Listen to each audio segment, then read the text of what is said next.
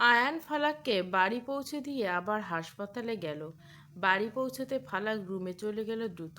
রুমের দরজা খুলতে ফালাককে দেখে পায়ের উপর পা তুলে ছাদ বসে আছে সিঙ্গেল সোফাটায়। ফালাকের বুকের ভেতরটা স্যাঁত করে উঠল। ছাদ সোফায় হেলান দিয়ে বসে আছে, এক হাত সোফার হাতলে, অন্য হাত একটা স্ট্রেচ বল দিয়ে সজোরে চাপ দিচ্ছে। পরনের সাদা শার্টের হাতাগুলো কুড়ুই পর্যন্ত গোটানো, আর চোখে তীক্ষ্ণ চাহনি সরাসরি ফালাকের উপর স্থির হয়ে আছে।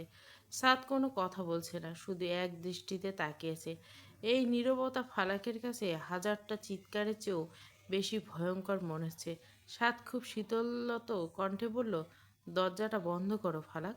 ফালাক কাঁপা কাঁপা হাতে দরজাটা লাগিয়ে দিল।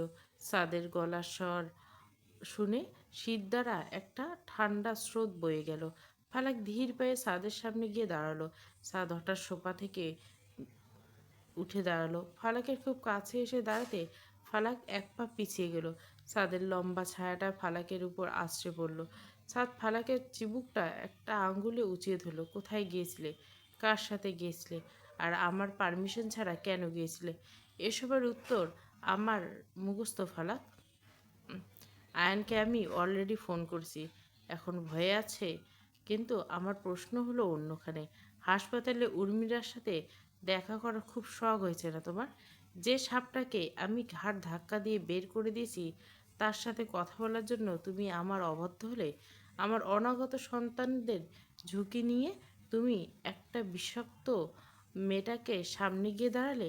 ফালাক দেখলো ছাদের চোয়াল শক্ত হয়ে আসে। ভয় না পেয়ে সাদের চোখের দিকে তাকে শান্ত গলা বলল, আমি একা যাইনি, আয়ান ভাইও ছিল। আর আমি কোনো ঝুঁকি নিইনি। আমি শুধু চেয়েছি উনি আর আপনার সামনে না আসুক। আমি আপনার স্ত্রী, আপনার সন্তানের মা। ওনার কোনো কুশ্চিত নজর যেন আর কোনোদিনও আপনার উপর না পড়ে, সেটাই মনে করিয়ে দিতে এসেছি।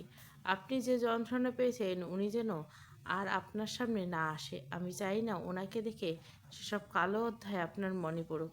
সাদ এক মুহূর্তের জন্য চুপ হয়ে গেল। ফালাকের চোখে অদ্ভুত তেজ দেখছিল। যে মেয়েটা আগে ওর চোখের দিকে তাকাতে ভয় পেত, সে আজ ওর যন্ত্রণার জন্য বাঘিনী হয়েছে। সাদের রাগটা হঠাৎ করে মায়ের রূপ নিতে শুরু করলো। ফালাকের দুগালে হাত রেখে কপালে নিজের কপাল ঠেকালো। আমি ওকে ঘৃণা করি, ওর ছায়াটাও আমি তোমার উপর পড়তে দিতে চাই না। পরের বার যদি আমাকে না বলে বের হয়েছ, তবে তোমাকে এই রুমে তালা মেরে মনে আটকে রাখবো, মনে থাকবে? ফালাক মুচকি হাসলো, মাথা ঝাঁকায়, মনে থাকবে। আজ মির্জা বাড়িতে যেন এক টুকরো জান্নাতে পরিণত হয়েছে। বাড়ির সামনে বিশাল সাদা চাদরে বিছানো হয়েছে, আর সেখানে সারি সারি বেঁধে বসে আছে মাদ্রাসার এতিম বাচ্চাগুলো। তাদের মুখে নূরের আভা। পুরো বাড়িটা একটা স্নিগ্ধ পরিবেশ। আজ এদের জন্য ইফতারির আয়োজন করেছে। ফালাক নিজের হাতে সব কিছু তদারকি করছে। তাদের করার নির্দেশ ছিল ও যেন রান্নাঘরের ধারে কাছে না যায়। কিন্তু ফালাক কি আর তা শুনে? একবার ভিতরে গিয়ে দেখেছে শরবতের চিনি ঠিক হলো কিনা, আর একবার তো অন্য কিছু। সবাই বকা দিল, ফালাক শোনে না। এখন কেবল দুমাস চলছে, তেমন সমস্যা হবে না বলে ফালাক। ফালাক কোনো ভারী কাজ করছে না। ফালাকের চুপচাপ বসে থাকতে ভালো লাগে না। সব সময় কাজ করতে থাকা ফালাক এখন অলস বসে থাকতে ভালো লাগে না। আর সে তো কোনো কাজ সেভাবে করছে না, শুধু দেখছে সব ঠিক আছে কিনা। যদিও এত মানুষ আছে করার, তাও রিমা নীলা ফালাককে আগলে রাখছে। ভাবি তুমি প্লিজ বসো, দেখো সব ঠিক আছে। ঠিক ইফতারির 10 মিনিট আগে এক অভাবনীয় দৃশ্য মির্জাবাড়ির সবাই থমকে গেল। সাদা সাত সাদা পাঞ্জাবি, মাথায় টুপি পরে সোজা বাচ্চাদের মাঝে বসে পড়ে অন্য সবার মতো। চোখে মুখে এক অদ্ভুত গাম্ভীর্য মিশ্রিত প্রশান্তি। সাদের ফর্সা মুখটা আজ যেন এক অপার্থিব নূরে ঝলমল করছে। বাড়ির প্রত্যেকে অবিশ্বাসী একে অপরের দিকে তাকাচ্ছে। সবাই অবাক। বারান্দায় দাঁড়িয়ে থাকা ফালাকের চোখে পলক পড়ছে না। ওর সেই জেদি একরোখা স্বামী আজ কতটা বিনয়ী। ফালাকের চোখের কোণে নোনা জল চিকচিক করে উঠল। দেখল সাদ নিচু হয়ে পাশে বসা একটা সাদা পত্রের বাচ্চার সাথে কথা বলছে, ওর মাথায় হাত বুলিয়ে দিচ্ছে। ঠিক তখনই হুজুর মোনাজাত শুরু করলো। হুজুরের ভরাট কণ্ঠ আকাশ বাতাস মুখরিত হয়ে উঠল। সাদ চোখ দুটো বন্ধ করে হাত দুটো ভাঁজ করে মোনাজাত সামিল হলো। সাদের শান্ত গম্ভীর প্রশান্তিময় মুখচ্ছবি দিকে ফালাকের মনে হলো এত সুন্দর দৃশ্য। এদিকে সাদের মা আঁচলে দিয়ে চোখের জল মুছলেন। তিনি বিড়বিড় করে বললেন, আমার ছেলেটা বদলে গেছে। ফালাক আমার পাথর ছেলেটাকে সত্যি মানুষ করে তুলেছে। মোনাজাতটা শেষ হতে চারিদিকে এক অদ্ভুত শান্তি নেমে এলো। দুদিন পর সারাদিন ভ্যাপসা গরমে ফালাকের শরীরটা একদম ম্যাচম্যাচে ছিল। শাওয়ারের নিচে দাঁড়িয়ে ঠান্ডা পানির স্পর্শে ফালাকের সতেজ লাগলো। তবে মীরার চিৎকার শোনা গেল। মীরা মামাবাড়ি থেকে অনেকগুলো নতুন ড্রেস পাঠিয়েছে, যেগুলো ভাবিকে না দেখালে ওর পেটের ভাত হজম হবে না। আসছি রে বাবা, একটু দাঁড়া। আমি কি পালিয়ে যাচ্ছি? মীরার জেদের কাছে হার মেনে ফালাককে তাড়াহুড়ো করে ভেজা শাড়িটা একপাশে রেখে ভেজা চুলগুলো তাওয়াল দিয়ে পেঁচিয়ে বের হলো। মীরা তখনও বাইরে থেকে তাগাদা দিচ্ছে। ফালাক ভাবলো ভেজা শাড়িটা পরে ধুয়ে দেবো, এখন মীরাকে শান্ত করে আসি। ফালাক মীরার রুমে চলে গেল। সেখানে মীরা বিছানায় স্তূপ করে রাখা জামাকাপড় নিয়ে বসে আছে। ফালাক মীরার খুশিতে সামিল হল। একটার পর একটা ড্রেস দেখাচ্ছে আর মতামত দিচ্ছে। মীরার চাঞ্চল্যতা দেখে ফালাকের ঠোঁটের কোণে হাসি ফুটে উঠল।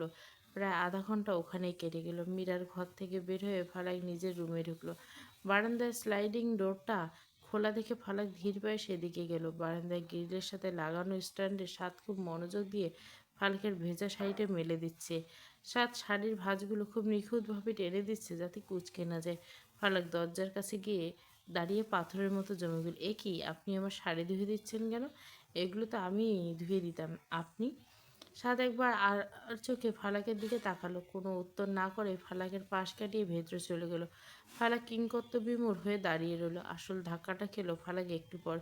মুহূর্তে মুখটা রক্তিম হয়ে উঠল। লজ্জায় ফালাকের মনে হলো যেন মাটির সাথে মিশে যাবে। শাড়ির আড়ালে ওর সাদ খুব নিজ হাতে ধুয়ে খুব সুন্দর করে ঝুলিয়ে দিছি। গিয়ে আল্লাহ, আমি এখন মুখ দেখাবো কীভাবে? উনি উনি ওগুলো ধুয়ে দিয়েছেন। ফালাক তড়িঘড়ি করে রুমে ঢুকলো। সাত টি শার্ট পরেছে। ফালাকের সামনে গিয়ে মাথা নিচু করে দাঁড়িয়ে হলো। কান দুটো গরম হয়ে লাল হয়ে গেছে। আপনি আপনি ওগুলো ধুতে গেলেন কেন? প্রেগনেন্সি নিয়ে ঝুঁকে কাপড় কাচা আর বালতি তোলা তোমার জন্য নিষিদ্ধ। আমি চাই না আমার অনাগত সন্তান আর তোমার কোনো ক্ষতি হোক। এখন কথা না বাড়িয়ে চুলগুলো শুকিয়ে নাও। সাদের এই সোজাসাপটা কথায় ফালাক কোনো যুক্তি খুঁজে পেল না। ফালাকের মনে এক অজানা অনুভূতি, মিষ্টি মিষ্টি লাগছে সব কিছু। নীলা আর রিমা সাথে বসে গল্প করছিল ফালাক। ফালাক বসে আছে নীলা আর রিমার সাথে। ওদের কি কি দিল এবারে ঈদে। বিশেষ করে আয়া নীলার জন্য এক সুন্দর ড্রেস কিনে এনেছে, এটাও বলেছে। ফালাক এবার ঈদে অনেকগুলো ড্রেস হয়েছে। আগে তো আর ফালাক এত ড্রেস ঈদে পায়নি। বিয়ের আগে ফালাক আর ঈদে কোনো ঈদ কেটেছে পুরনো ড্রেস, আবার পরের কোনো ঈদ কেটেছে কম দামি ড্রেস। আর ভাবি তার পিছনে সেভাবে কোনো টাকা খরচ করতে দিত না। এইবার ফালাকের অনেকগুলো ড্রেস হয়েছে। আয়া নিশান ফালাকের জন্য ড্রেস এনে দিয়েছে। ফালাকের শাশুড়িও দিয়েছে। ফালাকের শ্বশুর হাতে টাকা দিয়ে বলেছে মন মতো কিনে নিতে। দুই চাচা শ্বশুরও ফালাককে দিয়েছে। ফালাক নিজেকে আগে অভাবী মনে হতো, এখন আর মনে হয় না। সে তো ভাগ্যবতী, তা না হলে এমন একটা পরিবার তার হতো। মনে মনে ভাবছিল ফালাক। সাদ বিছানা আতশোয়া হয়ে এক হাতে ফোন টিপছে, কিন্তু তার পুরো মনোযোগ আসলে ফোনের স্ক্রিনে। আজ চোখে ড্রেসিং টেবিলের সামনে দাঁড়ানো ফালাককে দেখছে। ফালাক ড্রেসিং টেবিলের ড্রয়ারগুলো একের পর এক খুলছে আর বন্ধ করছে, চোখে মুখে একরাশ বিরক্তি। সাদ ফোন থেকে চোখ না তুলেই জিজ্ঞাসা করলো, কী খুঁজছো এত রাতে? আমার একটা নূপুর খুঁজে পাচ্ছি না। বিকেলের দিকে খুলে রেখেছিলাম, এখানে কোথায় রেখেছিলাম। এখন একটা গায়েব, কিন্তু অন্য জোড়াটা একদম গায়েব। সাদ কোনো উত্তর দিল না। নির্বিকার ভঙ্গিতে আবার ফোনের দিকে তাকালো। যেন নূপুর হারানোটা খুব সাধারণ একটা ব্যাপার। ফালাক আরও কিছুক্ষণ ড্রেসিং টেবিলের উপর পারফিউমের বোতল আর অর্নামেন্টস বাক্সগুলো হাতড়ে হাতড়ে দেখলো। কোনো লাভ হলো না। ফালাক হাল ছেড়ে দিল। একটা দীর্ঘশ্বাস ফেলে ওয়াশরুমের দিকে পা বাড়ালো। ফালাক চোখের আড়াল হতে সাদ ফোনের স্ক্রিনটা অফ করে দিল। ঠোঁটের কোণে এক চিলতে বিজয় হাসি। সাদ ট্রাউজারের পকেটে হাত দিল। আঙুলের ছোঁয়ায় ঠান্ডা ধাতব কিছু স্পর্শ পেল। পকেট থেকে বের করে আনলো ফালাকের সেই নুপুরটা। নুপুরটা ছোট ছোট ঘুঙুরগুলো ঝিলিক দিয়ে উঠল। সাদ নুপুরটা চোখের সামনে ধরে কিছুক্ষণ দেখলো। ঠিক তখনই ওয়াশরুমের দরজা খোলার শব্দ হলো। সাদ বিদ্যুৎ বেগে নুপুরটা আবার পকেটের ভেতরে ঢুকিয়ে ফেললো। ও আবার আগের মতো নির্বিকার হয়ে ফোনে মন দিল। ফালাক তাওয়ালে দিয়ে মুখ মুছতে মুছতে বেরিয়ে এলো। ড্রেসিং টেবিলের সামনে এসে দাঁড়ালো। আয়নায় ফালাকের প্রতিচ্ছবি দেখে সাদের হাতের ফোনটা মুহূর্তের জন্য স্থির হয়ে গেল। মুখ ধুয়ে আসার পর ফালাকের ফর্সা মুখটা এখন দুধে আলতা রং ধারণ করছে। নাকের ডগায় পানি, ছোট ছোট কণাগুলো হীরের দানার মতো চিকচিক করছে। সাত বিছানা থেকে উঠে ধীর পায়ে ফালাকের ঠিক পেছনে এসে দাঁড়ায়। ফালাক তখনও তাওয়ালে দিয়ে ঘাড়ের কাছে পানি ছিটেছিল, মুছছে। আয়নায় সাদের প্রতিচ্ছবি দেখে ফালাক থমকে গেল। সাদের চোখের চাউনি দেখে বড্ড অন্যরকম, গাঢ়, নিষাদ, তীব্র। সাদ কোনো কথা না বলে ফালাকের হাত থেকে তোয়ালটা কেড়ে নিয়ে পাশে সরিয়ে রাখলো। ফালাকের ভেজা চুলের মিষ্টি সুবাস আর ভেজা ত্বকের শীতলতা সাদের স্নায়ুতে আঘাত করছে। সাদের পুরুষালী ঘ্রাণ আর শরীরের উত্তাপ ফালাককে মুহূর্তে দিশেহারা করে দিল। কি করছে, সরুন। সাদ সরল না, বরং ফালাকের মুখটা নিজের দুই হাতলার আজলায় ভরে নিল। সাদ তার বৃদ্ধ আঙ্গুল দিয়ে ফালাকের ভেজা ঠোঁটের উপর দিয়ে ধীরেলয় হাত বুলিয়ে দিতে লাগলো। সাদের স্পর্শে ফালাকের সারা শরীর এক অদ্ভুত শিহরিত বয়ে গেল যেন। সাদ মুখ নিচু করে ফালাকের কপালে, দুই চোখের পাতায় আর গালের পানি বিন্দুগুলো নিজের ঠোঁট ডুবিয়ে দিল। ফালাকের দম বন্ধ হয়েছে। সাদের শার্টের কলার শক্ত করে খামচে ধরল। সাদের এক একটা স্পর্শে ফালাকের শরীর ভেতরে যেন হাজারটা বিদ্যুৎ খেলে গেল। সাদ এবার ফালাকের ঘাড়ের বাঁকটায় নিজের মুখ গুজল। সাদের নিঃশ্বাস ফালাকের সংবেদনশীল ত্বকে আগুনের মতো জ্বালা ধরে দিচ্ছে। ফালাক অস্ফুট স্বরে শব্দ করছে, সে যেন সাদের ভেতরকার তৃষ্ণাকে আরও বাড়িয়ে দিল। সাদের ঘন হয়ে আসা নিঃশ্বাস আর ফালাকের হৃৎপিণ্ড দ্রিম দ্রিম শব্দ। সাদার এক মুহূর্ত সময় নষ্ট করল না। ফালাকের কাঁপতে থাকার ঠোঁট দুটোর উপর নিজের চেপে ধরল। এই স্পর্শে কোনো রুক্ষতা ছিল না, ছিল বছরের পর বছর জমে থাকা এক তৃষ্ণার বহিঃপ্রকাশ। সাদের এই আকস্মিক গভীর ফালাকের প্রথম কয়েক সেকেন্ড স্তব্ধ হয়ে রইল।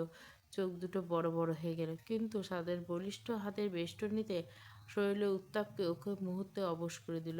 সাদের আজ এক ধরনের নেশা, যেন ফালাকের থেকে ওর সবটুকু অভিমান, সবটুকু ভয়, সবটুকু না বলা কথা শুষে নিতে চাইছিল। ফালাকের শরীরে প্রতিটি কোষে এক অদ্ভুত বিদ্যুৎ বয়ে যাচ্ছে। হাত দুটো অজান্তে সাদের ঘাড় পেঁচিয়ে দিল। সাদের শার্টের কাপড়টা ফালাকের আঙ্গুলের চাপে কুঁচকে যাচ্ছে। সাদ ফালাককে আরও নিবিড়ভাবে নিজের সাথে মিশিয়ে নিল। ঘরের নিস্তব্ধতায় শুধু ওদের দুজন ভারী হয়ে আসা নিঃশ্বাসের শব্দ পাওয়া যাচ্ছে। সাদ ফালাকের উপর থেকে নিয়ন্ত্রণ হারিয়ে ফেলছে। পরক্ষণ হুশ আসতে দূরে সরে গেল। ফালাক আলমারি থেকে নিজের একটা কাপড় বের করলো। তখনই ওর নজর আটকালো এক কোণে রাখা একটা দামি শপিং ব্যাগের উপর। কৌতূহল সামলাতে না পেরে ফালাক ব্যাগটা বের করলো। ভেতরে হাত দিয়ে ওর আঙুলে ঠেকলো খুব নরম কাপড়ের স্পর্শ। ভাঁজ খুলতে ফালাকের চোখ ধাঁধিয়ে গেল। একটা অপূর্ব গোল্ডেন কালারের শাড়ি, যার সারা গায়ে সূক্ষ্ম সুতির কাজ রোদের আলোয় ঝিলিমিলি করে উঠছে। শাড়িটা এতটাই আভিজাত্য যে ফালাক কয়েক মুহূর্তটায় ওটার দিকে তাকিয়ে রইল। এটা কে আনলো এখানে আবার? মা নাকি অন্য কেউ? ঠিক তখন থেকে পেছন থেকে সাদের কণ্ঠস্বর ভেসে এলো, আমি। ফালাক চট করে পেছন ফিরল। সাদ দরজায় হেলান দিয়ে দাঁড়িয়েছে, এক হাত পকেটে। ওর মুখে সেই চিরচেনা গাম্ভীর্য থাকলো, চোখের দৃষ্টিতে আজ এক অদ্ভুত নরম ভাব। আপনি, মানে আপনি আমার জন্য এটা এনেছেন? স্যার ধীরে ধীরে ফালাকের সামনে এসে দাঁড়ালো। শাড়িটার উপর ফালাকের সরু আঙুলগুলো যখন আলতো করে হাত বলেছিল, সাদ সেই দৃশ্যটা খুব মনোযোগ দিয়ে দেখছিল। ফালাকের মনটা এক লহমায় খুশিতে ভরে উঠল। এত এত ড্রেস জমেছে, কিন্তু সাদের দেওয়া এই একটা শাড়ি যেন অন্য সব উপহার সব হার মানিয়ে দিল। সাদ নিজ থেকে ওর জন্য কিছু পছন্দ করে এনেছে, এই ভাবনাটা ফালাকে এক অন্যরকম তৃপ্তি দিচ্ছে। ফালাক শাড়িটা বুকের সাথে জড়িয়ে নিল। সারা শরীরের ভেতরে দিয়ে এক প্রশান্তির ঢেউ বয়ে গেল। ফালাক পর্ব 8। পুরো গল্পটা প্লেলিস্টে।